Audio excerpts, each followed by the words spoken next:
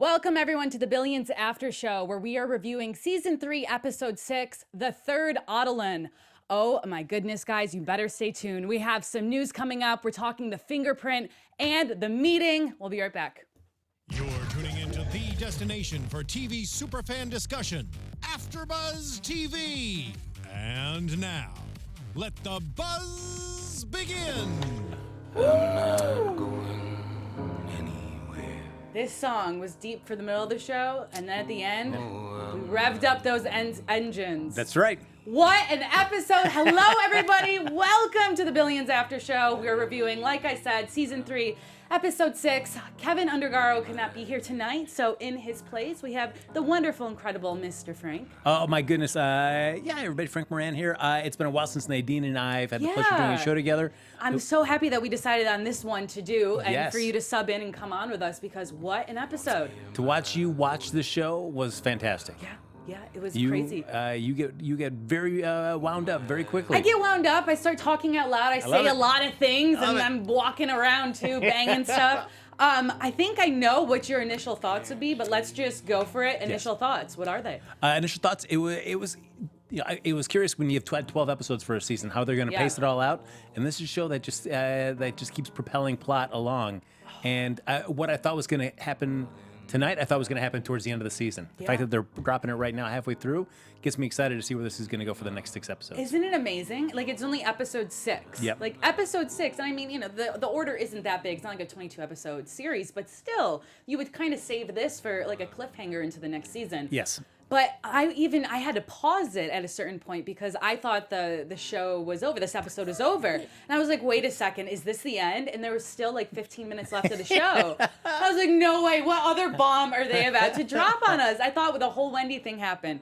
Man, okay, let's, I guess, just get into it, and we'll save kind of the best and the height, and everyone, you guys all watched the episode too, so we all know where it's going to lead to, but let's kind of dissect the rest of the show that's all leading up to that big explosion at the end. Man, my heart is still racing a little bit. Let's just throw that in there.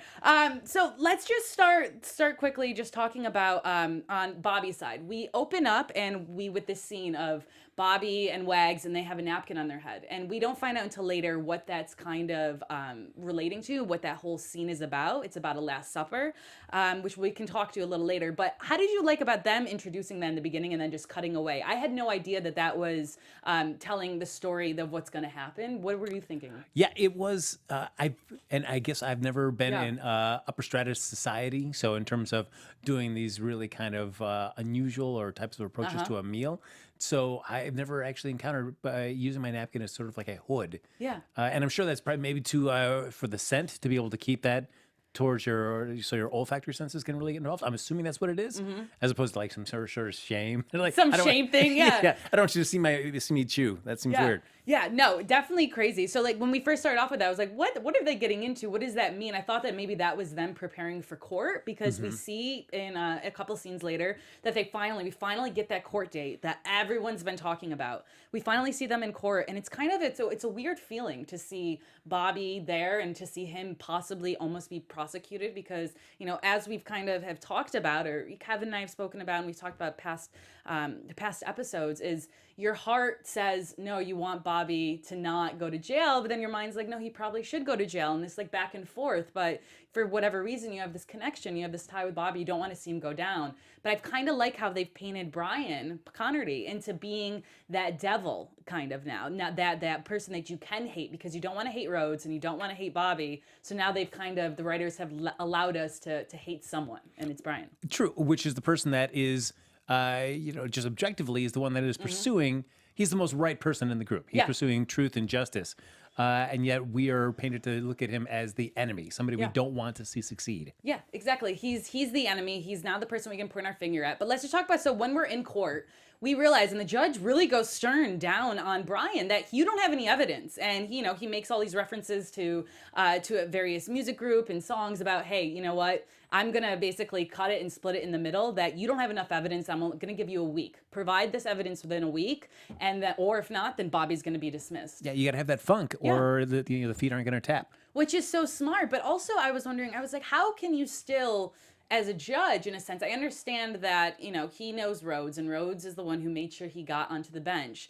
So there is ties to, wanting to pursue Bobby and to bring Bobby down. But as the judge, and well, obviously that can't also be spoken. The judge can never allow any of that to know, but also he's doing nothing wrong as of right now.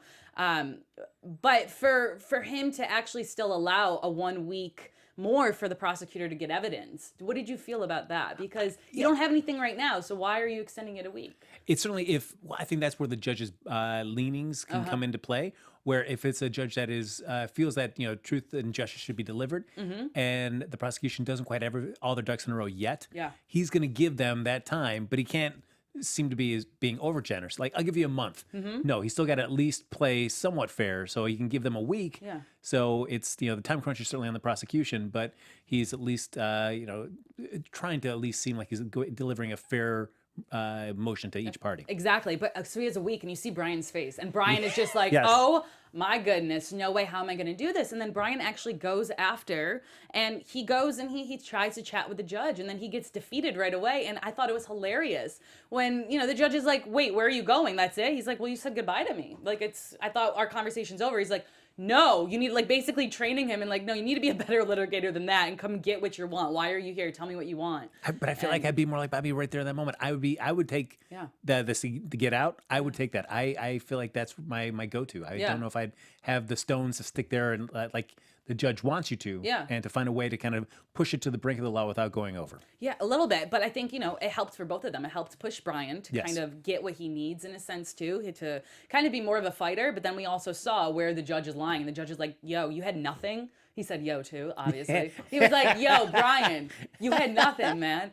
It was like, go, do something, figure it out. So I just thought that was intense. And then also just to kind of finalize what happened in court was Bobby sitting there all smirking away. He's laughing and he's, he talks out loud. But luckily the judge puts him right back in his place. Like, no, you think I need your help here, Bobby? I don't. So leave it alone. And I think that's kind of hard for Bobby to kind of not, to listen and take orders and to not be in control of things. So that was interesting. The court part wasn't as intense because I think we're going to see more, obviously, court days as we saw it towards the end of this. But I thought it was an interesting point that the judge brought up with Bobby. It's that, people that love or pursue something so hard that you can either quit too early or because you don't think you can make it work, and so you tap out too soon. Tap out too soon, exactly, and don't do that. The dip, as you said. The dip, and the dip is everybody thinks that the dip is you're going to be failing, but actually you're going to be succeeding. And have you experienced that? Because I've kind of experienced that in life too. When I feel like I'm at such a low, then all of a sudden all these blessings come in, and I'm like, whoa. Well, that's why you're Nadine, and I'm not. That was just oh come on, you felt it before. I'm still living. I've lived in the dip. Your dip's gonna turn. My dip has been going around 10 years, so. Your dip's turning. Don't even talk. You're good. You're good. So the one piece of evidence that I thought was probably going to come into play if they could make it work, I thought initially, I was proven wrong later, that the slide that Chuck had, I thought he was going to be able to get the fingerprint like we saw. So Chuck, obviously, he goes out to this guy that he knows, and he tries to blackmail him in a sense of, hey, you do this for me and I'll help your family. It's not really blackmailing, but I'll make a deal with you. I'll help your family come to the United States. And to try and get Bobby's fingerprints on it, and he's unsuccessful. But what I initially thought was that he was going to be successful with that, pay all the money he needed to get it done, and then give that actually to Brian Connery to actually use that as the evidence, and that was going to kind of get him out of trouble and possibly Wendy. But as we see, that didn't happen. The slide, it fails. He's not able to go in because Bobby's house is basically a prison in a sense of getting in. But I mean, what do you expect? We see all those security guards there, and oh yeah. Well, and with the timetable moved up, they've only got a week to get the evidence, so that accelerates that time when Axelrod was going to be out of the office, out of his home, where the guy could easily sleep in with the maintenance crew. Yeah. So there's no way. So then, Rhoades looks defeated, kind of, and, there's nothing else he can really do.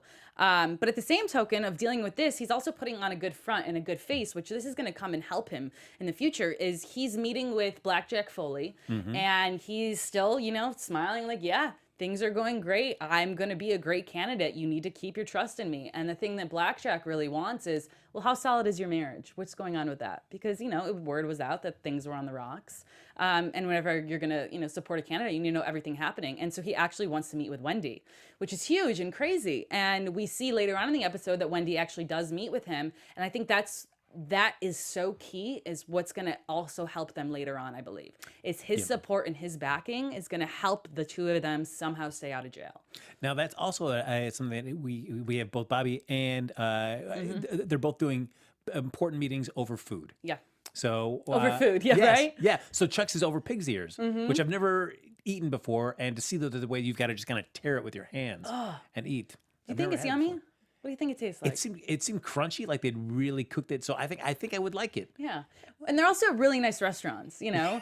Yeah, we see, you know, I mean, not at Bobby, he has the chef come to him, but if you're at that nice, it should taste good. The seasoning should be pretty on. Yeah. I would say, in a sense.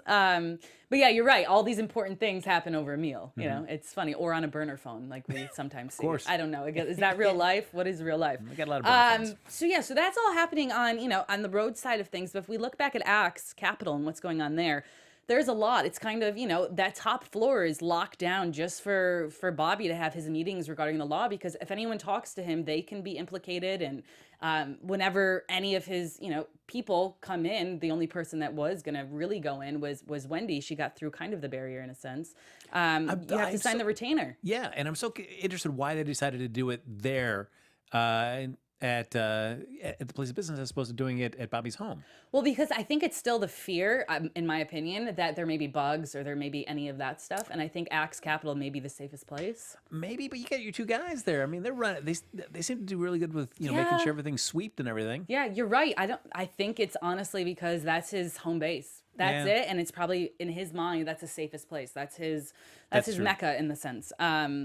But yeah, so side story to everything happening, all the big stuff, which we'll dive into in a second, is what's going on with Taylor.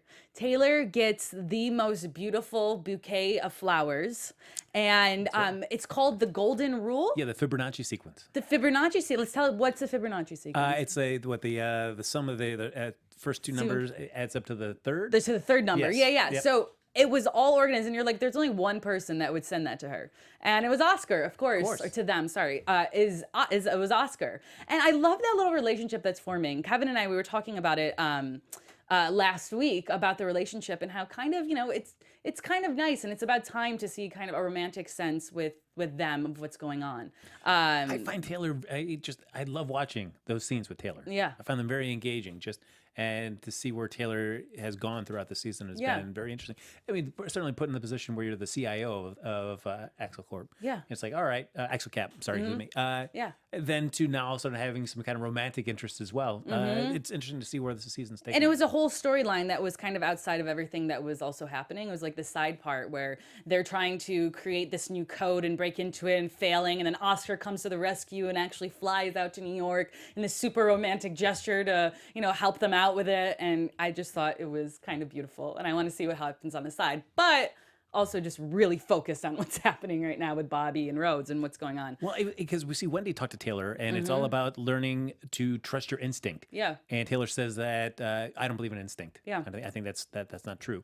And Taylor says, and then Wendy says, no. I mean, Bobby at his best, he works on instinct and he does everything in his head, and you have to be like that too in the purest form. If you want to be like Bobby, you've got to be able to trust instinct and just.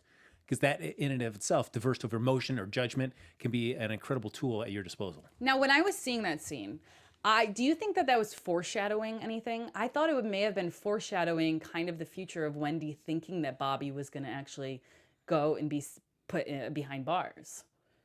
You know what I mean? Yeah, I mean... Because this was before everything came out that she was now, you know, under blast and under fire. I thought that whole conversation of, well, if Bobby is going, I thought maybe I'm wrong, but maybe I was just thinking that maybe she's like, yeah, well, Bobby probably is going to go to jail in her own, you know, in her own way of saying it. And this is what you need to do. I think it's smart of Wendy to prep everybody, especially Taylor, to think about worst case scenarios. Yeah. And if it doesn't come to pass, that's great. But Taylor should prepare that if Bobby does go away, then you've got to be able to step up and at least run this at his level. Mm-hmm. And now let's talk about quick what's going on with Wendy. Whew, man, what a bomb that was thrown tonight. I mean, we all knew that this was going to come to play. You can't just do something like that, make a lot of money, do a short on a stock that has all these other implications happening, all this other stuff's going on, and then not get caught. The writing in this show is so good, and it's not going to just do something and write something into the storyline to not be brought up later. There's always a reason and a rhyme and a purpose for all of the writing that happens. It's brilliant why we all love the show. So we knew this was going to come back, right? You thought this was going to come back and bite her in the butt? It is, and of course that's great writing where you set it up early enough that you know that you have that luxury of dropping it in exactly at the worst moment for all characters involved. Yeah. And Ari, man, I have never hated a character more than I do now. I mean, he's on my top 3 list, Ari Spyros, for outing Wendy on this. And I think the thing is, so Rhoades goes and talks with Ari about like, hey, come over to our side. And he brings a whole metaphor up of, I'm not a cuckoo bird. I'm not a cuckoo bird that's going to basically leave my nest for another and whatnot. There's all these references too, which I love. And Kevin, normally he tells me all these fun references and all this stuff to the past. Miss you, Kevin. But even though Cuckoo Bird has nothing to do with the past, what am I talking? I'm rambling now. Does it seem weird to you that we didn't have any more resolution with Dollar Bill and Spiros? Because I mean, at the end of the last episode, Dollar Bill just like smashed into his sweet ride. Well, I think that was the end. That was the resolution. That was the resolution was with Ari and Spiros. That was it, and it was over with. And we saw them bickering a little bit at X Capital, and then it's like, no, we're done with this before Bobby went to court. But anyway, so Rhoades meets with Ari. Ari decides not to go and follow Rhoades onto like his team in a sense. So Ari, wanting to, basically hit Rose in the back of the head with something big, decides to find this stuff about Wendy, and he does, and he stumbles on it, and he uses it, but without talking to Bobby first, which is rule number 1, which he does not know because he hasn't been there long enough to know that Wendy is off limits. But I also think that if you're going to make a move that big and to try to curry favor with the boss, man, clear it with the boss first because if the boss doesn't like it and you've already done it, you see what happens with Spiros this episode. Yeah, well, that's the thing, though, is that Spiros doesn't know. He is so green to the entire company that he is so just not aware of, any of that stuff of what's going down. So Wendy now, the NSA looked into her, and Spiros went and gave all that info about the short and how she's never really bet in the past on any other stock except for this one that she made a lot of money, and it was done in Rhoades' office.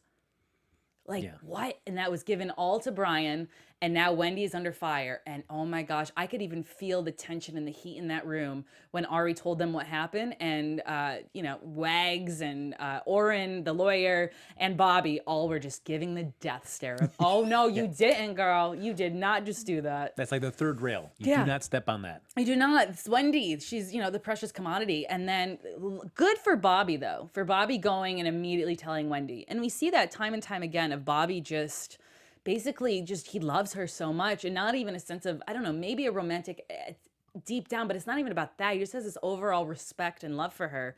And he even says that he built this company because of her, she's the one who helped grow the company as well for all she's done for everyone. Yeah. And especially him, because getting his mind on straight. So luckily he has the respect enough to tell her so she can go and figure it out.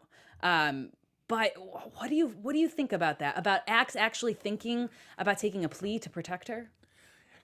I mean, what I like is that, I guess if you're talking about like a villain, whether, to whatever extreme that you want to take that character to, that they're not that 24/7. There is something that they care about in their life. Yeah. And so for both, for Chuck and Bobby, it is Wendy. Yeah. It may be in different kinds of ways, but still an incredibly important person to both their lives. And so you can see when something like that is placed in jeopardy, how important you get to see moments like this, how important. And it's interesting to see how both characters react when something they truly care about is placed in jeopardy, what they're willing to do to protect that. And that's what I think is going to play out. But quickly, someone who's very important to both of our lives is Miss Maria Menounos, Mrs. Always. Maria Menounos. So if you want to have fun, learn, and grow in all areas of your life, for those of you who do, we have a podcast for you. I know I do. I know you do, Frank. Absolutely.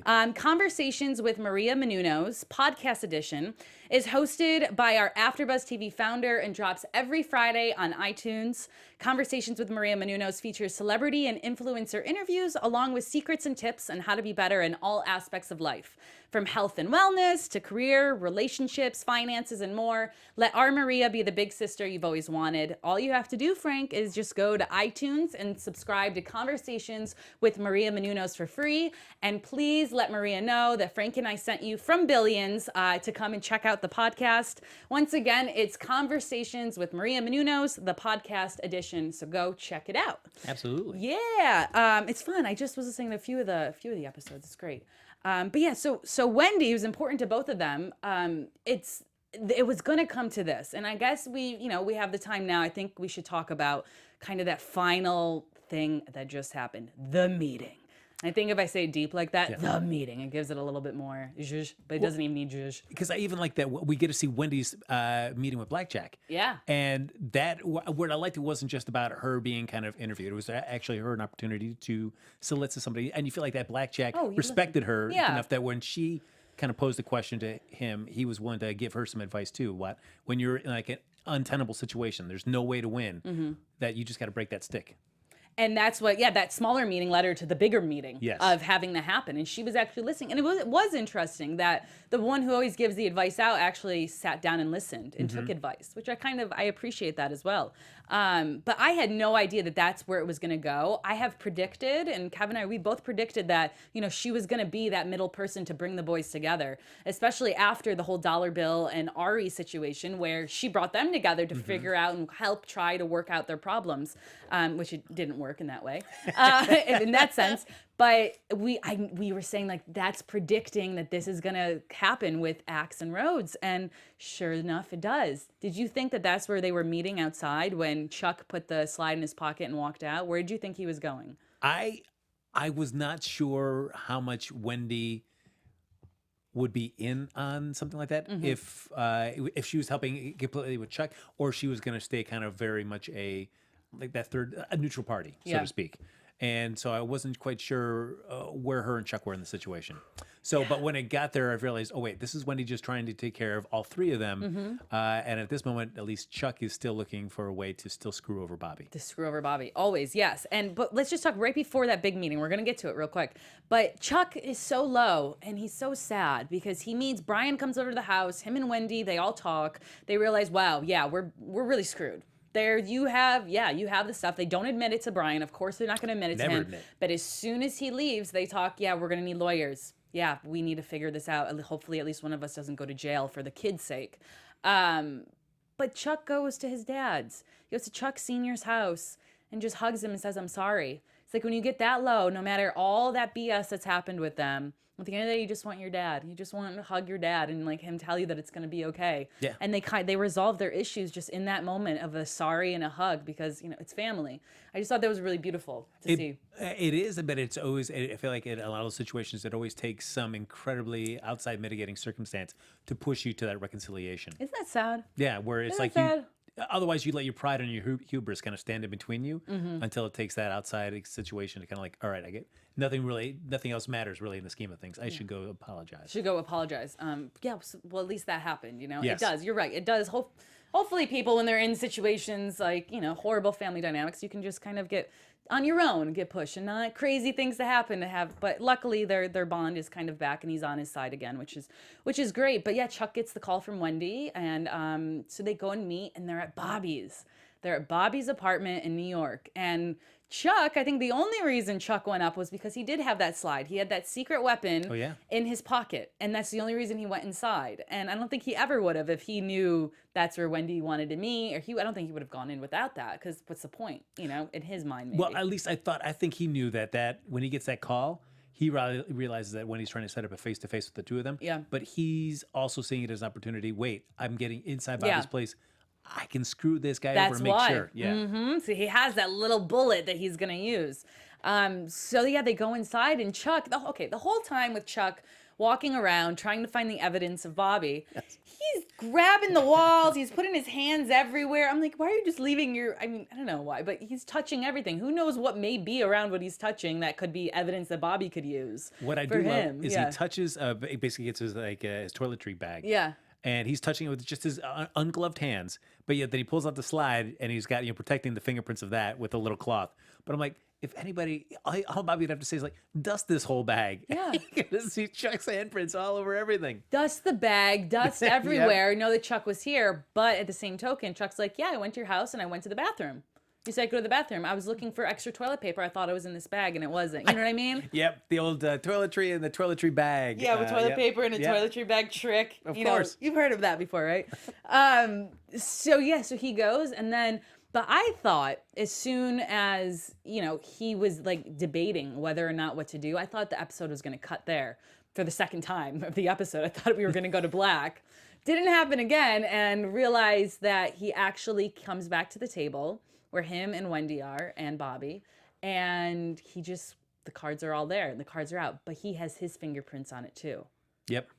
So that in that moment, it kind of shows that, well, this is inadmissible then in court because it has both of our fingerprints are now on it. So it shows we're both have responsibility, and this is my ammo at you. Is that what you felt? Is that what you took from it? Yeah, I mean, it's in a situation like that you're wondering, as much as Wendy's saying we've all got to work together to get us all, either we all go down or we all save each other. Are Chuck and Bobby going to still be able to listen to that rationale and not let their intense hatred for each other cloud their judgment? Well, it's Wendy. Yeah. It's that love of Wendy like we've been talking about. The love of Wendy needs to triumph everything in order for any of this to be a success. And I think anybody else in Wendy's position wouldn't be able to get those. Well, you wouldn't even get those two in the same room together. No, and you see how she acted with them too before they even sat down, yelling at them. Yeah. And, oh, man, good for her. That woman knows these two men, but also has, I'm not going to say it, but I've said it before that she may be she got into the pickle on her own kind of sense. She kind of, I think, caused some of this unknowingly, but also knowingly caused this rift but I don't think she ever thought it would come to this. I mean, as she described the situation as incredibly incestuous. Yeah. And it is. I mean, it's not something easily untangled. No. And everybody's got some responsibility Yeah. for the way that they are all in the position that they are now. Yeah. And so let's talk quickly. Something that we just missed real quick was, before Bobby thought it was going to be the final supper of what's happening in court. Yes. Before Wendy and Chuck, they come over to the apartment, he's eating with Wags, and we finally see that intro scene introduced with the napkin over their head. Yep. And they're eating the ortolan. And they're eating the bird, and it's like this rare delicacy, and Illegal to eat in France now. Yeah. But yeah. But you hear the bones cracking, and then as soon as Wagsy takes off his napkin, he says that this has been a religious experience that he's gone through, it was beautiful for him, and he loved it. Wags is great. Wags is great, but then I was starting to tear up a little when I saw, him and Bobby, they're cheersing outside, looking at the New York skyline, and he's like, thanks for being my friend. Like, and he's like, I'm gonna miss you, buddy. And Bobby's like, thanks for being my friend. And it was just like this emotional, like, oh my God, this is happening. Oh my goodness. But then obviously we just talked about, that final scene comes down, and what a bombshell. So now it's, what's going to happen? What's there to do? Now it's curious to know, we've got the rest of the season, which I imagine a majority of it, I think, would be taken up with the trial. Mm-hmm. And how are the three of them going to work together to get them all out of the situation? Yeah. And can they, especially for Chuck and Bobby, can they really count on each other being above board and working for everybody's best interests? Yeah. Well, we'll have to see. But first, let's talk about some news, and then we'll go into predictions about what's going to happen in the future, the next couple episodes. AfterBuzz TV News. Woo! So we'll make the news a little quick, but kind of the best news yet this season is that, drumroll, Billions has been renewed, announced Thursday for a season 4 on Showtime, which is amazing, thankfully, because even though my heart races and I get out of breath talking about this and watching the show, it is literally my favorite show on television right now. So I'm very happy that we were able to get a season 4. More men's butts. More men's butts, yeah. Yes, that's what I'm looking for. For Brian only to see all of that, yeah. Yes. Brian's been the only one to see all that. That's right. And then also starting next week, this show is going to be pushed up an hour. So the airing time will now be at 9 o'clock to watch Showtime Billions. So for everyone, just to remember that's going to be happening. Look at that. Yeah. They're giving it to you that much sooner because That they know much how much you sooner. want it. Because they know it. We can't wait any longer for That's it. right. No. So that's the Showtime news. So let's get into Showtime news, the Showtime Billions news. Let's get into some predictions right now. Ooh. And now, your AfterBuzz TV predictions. Well, what do you think, Mr. Frank? It is, yeah, I like the situation that they're in. And just the fact that even though, I mean, of course, the little clips that we see teasing next week's episode still makes you feel like they can't trust each other. And I'm sure that that is always going to be there. That's always going to be part of their dynamic going forward for however long this series runs. But are they going to try to get, it feels like Chuck and Bobby are going to both still try to get everybody free, but in a way also try to each also sink each other in some other fashion if they can on the way off the boat, so to speak. Yeah, and we'll have to see if that actually happens. And then one in the teaser when we saw it was someone's voiceover. I'm not sure who it was, but they were saying, "Do you think she's capable of pinning this on somebody else?" As in Wendy. Do you think Wendy is going to actually turn to that dark side? And I think Wendy, yes. I think Wendy is very capable of trying to pin this on someone else. If her two boys are kind of saved and out of it, as long as it's someone that she doesn't have an attachment to, I think Wendy will be fine with it. But we'll see. We'll have to see what happens with that. But I do think that all three of them are going to make it work because Wendy's involved. As soon as Wendy's out, then the game is going to is going to happen again, and it's going to play out. And maybe that's what's going to happen when we go into season 4. But who knows? Who would you think that they would want Wendy to see if to try to pin that on? Well, I'm not sure. So this is why I'm confused, because I was on Showtime Billions. So maybe you guys can help me out with this. But I was on the Twitter for Showtimes Billions, and there was a photo on there of the whole Axe team visiting Dollar Bill in jail. So I don't know if that was what they had just recently filmed or what that was in relation to. I was just kind of scrolling. But now my brain, I need to go back and read that tweet. And if you guys know, please respond in the comment section about that, because I don't know. But now I'm thinking that maybe it's something to do with Dollar Bill. I don't know. Maybe Dollar Bills is getting pinned on. I don't know. That could be also totally off. But I don't know. There's going to be something. But I think the three of them are going to work together until Wendy is cleared. And then we'll see what craziness happens. But yeah, I guess you're just going to wait. I feel like anything out of this whole thing that we're seeing with Ice Juice and the whole investigation, I feel like that is something that they just got to get themselves out of. And then the pursuit begins again about how can I get Bobby, or how can I, screw Chuck over in some fashion. Yeah, and because Brian is now the evil villain of the entire Showtime Billion show, something's going to go down where Brian's not going to succeed in some way. Brian's going to go down, and I think Dake may even still have a hand in helping that happen because he have the deal he does have with Rhoades. Even though we saw in the show that Dake is finally backing up Brian because there's nothing else he can do. His hands are tied. Yeah, that's true. I also feel like it does make sense for them to get out of this because I think the show's more interesting next season if Chuck is governor. Yeah. Because then that's another dynamic that he can attack Bobby at and see what that would be like. Man, there's so much. Yes. We'll see what have to happen next week. But Frank, thank you so much for coming in and hanging with us tonight. Oh my gosh, Nadine, a pleasure always to sit across from you. I miss doing these shows with you. I'm so happy you were here. Yeah, I mean it. I mean it so much. Where can everybody find you? Find me on Twitter and Instagram at HappyGoJackie. HappyGoJackie, amazing. And I will find you there too. And for all of you as well, please remember to like and subscribe and rate us. Give us 5 stars on iTunes. We're so happy that you joined with us tonight. You can find me everywhere at Nadine, Della, Pelle, and we will see you at the same time next week for another crazy episode. Oh, that's right. There you go. Keep your pants on, everybody. Bye.